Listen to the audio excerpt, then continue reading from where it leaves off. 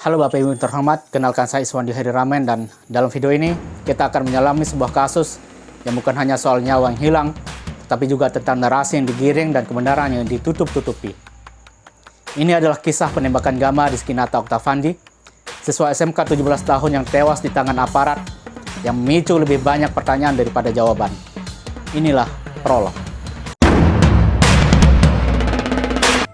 Gama, seorang anak muda yang seharusnya menjadi harapan, malah tewas dalam sebuah kejadian yang sampai sekarang masih meninggalkan banyak kejanggalan.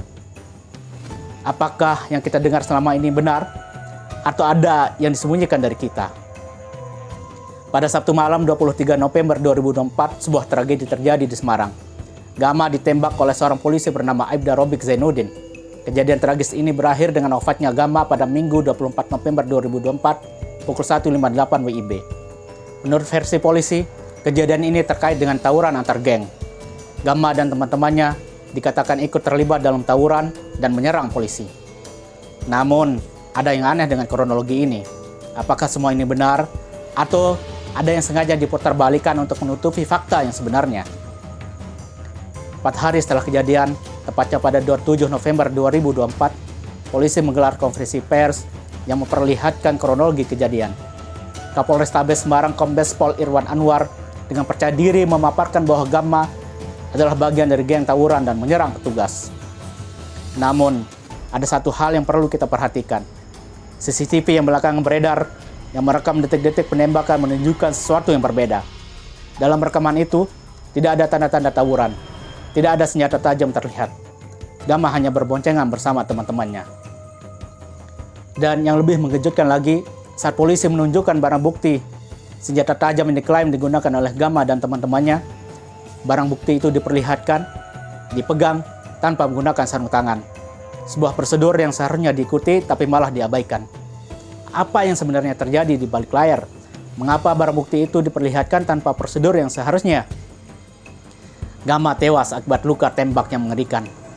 Tapi lebih dari itu, karakter dan kehormatannya juga dibunuh melalui kebohongan yang beredar. Dalam konferensi pers, mereka menyebutnya sebagai anak yang terlibat tawuran, sebagai bagian dari geng. Tapi kita tidak bisa hanya menerima begitu saja. Apakah ini cara mereka mengalihkan perhatian dari apa yang sebenarnya terjadi?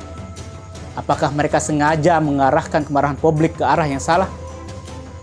Dan lebih parahnya lagi, hingga kini belum ada tambahan tersangka dari pihak kepolisian. Aibda Robik Zainuddin yang menembak Gama memang telah dipecat, tapi ia masih mengajukan banding. Kapolrestabes yang memberikan konferensi pers yang penuh kontroversi juga dicopot, tapi ditempatkan di posisi jabatan baru di Sekolah Tinggi Ilmu Kepolisian, Lembaga Pendidikan dan Pelatihan. Apakah ini cara mereka menutupi segalanya? Apa sebenarnya yang terjadi di balik semua ini? Kita harus bertanya, siapa yang benar-benar bertanggung jawab atas kebohongan ini? Apakah kronologi yang disampaikan selama konferensi pers itu merupakan hasil dari satu pihak saja? Siapa yang menyiapkan alur cerita tersebut?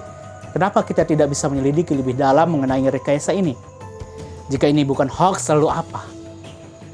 Dan saya ingin mengingatkan kita semua, tidak ada yang lebih penting daripada mencari kebenaran. Kebenaran bukanlah sebuah pilihan. Itu adalah hak setiap orang. Gama berhak mendapatkan kebenaran tentang apa yang terjadi pada malam itu.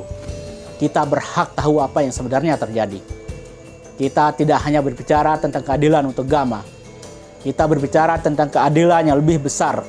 Keadilan yang melibatkan setiap nyawa, setiap kebenaran yang tak boleh diputarbalikkan. Karena kalau kita membiarkan kebohongan seperti ini terus terjadi, maka siapa lagi yang akan merasa aman? Siapa lagi yang akan mendapatkan keadilan?